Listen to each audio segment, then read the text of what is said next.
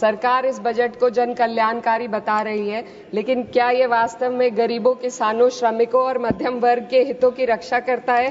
क्या ये युवाओं को रोजगार देगा? क्या महंगाई में राहत देगा?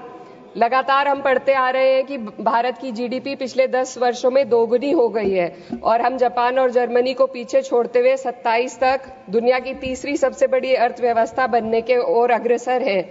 लेकिन यह उपलब्धि तब फीकी पड़ जाती है जब हम प्रति व्यक्ति जीडीपी के आंकड़ों को देखते हैं, जिसमें भारत विश्व स्तर पर 100 से अधिक देशों से पीछे है। आज हमारे देश में शिक्षित युवा नौकरी की तलाश में दर दर भटक रहा है।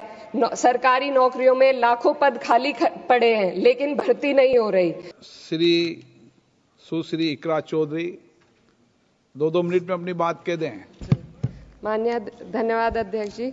आज मैं 2025 के वित्त विधेयक पर अपने विचार रखने के लिए खड़ी हूँ। सरकार इस बजट को जन कल्याणकारी बता रही है, लेकिन क्या ये वास्तव में गरीबों, किसानों, श्रमिकों और मध्यम वर्ग के हितों की रक्षा करता है? क्या ये युवाओं को रोजगार देगा? क्या महंगाई में राहत देगा? लगातार हम पढ़ते आ रहे हैं कि भारत की जीडीपी पिछले 10 वर्षों में दोगुनी हो गई है और हम जापान और जर्मनी को पीछे छोड़ते हुए 27 तक दुनिया की तीसरी सबसे बड़ी अर्थव्यवस्था बनने के ओर अग्रसर है। लेकिन यह उपलब्धि तब फीकी पड़ जाती है जब हम प्रति व्यक्ति जीडीपी के आंकड़ों को देखते हैं, जिसमें भारत विश्व स्तर पर 100 से अधिक देशों से पीछे है। 23-24 के लिए स्थिर कीमतों पर प्रति व्यक्ति जीडीपी केवल 1,24,600 रुपए है। ये कोई आश्चर्य की बात नहीं कि सरकार इस डेटा पर बात करने से बचती है, क्योंकि वे ये नहीं समझा सकते कि पूरे देश की जीवन स्तर में वृद्धि क्यों नहीं हो रही। वे ये नहीं बता सकते कि देश में इतनी गहरी आय असमानता क्यों बनी हुई है और आम नागरिकों को आवश्यक सेवाओं तक पहुंचने में इतनी कठिनाइयां क्यों होती हैं।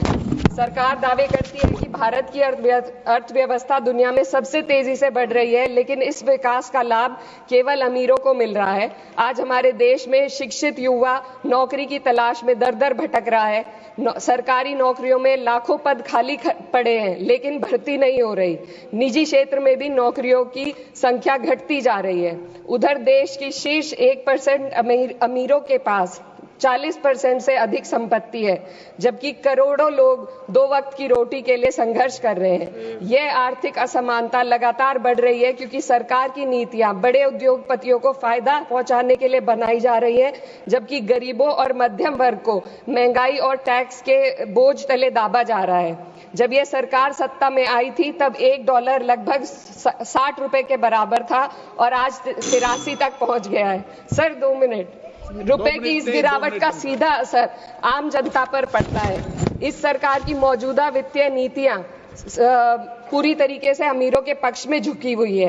भारत एक समाजवादी देश है जहां सरकार का कर्तव्य है कि शिक्षा, स्वास्थ्य, यातायात जैसी बुनियादी सुविधाओं का लाभ अपने नागरिकों को पहुंचाए और उन्हें समान अवसर और सुरक्षा दे। भारत के सरकारी स्कूलों और अस्पताल की हालात लगातार बद से बदतर होते जा रहे हैं। सर बस किसानों पर अपनी बात रखना चाहती हूँ। हमारा देश तब तक सशक्त नहीं हो सकता जब तक हमारे किसानों को उनका हक नहीं मिलता।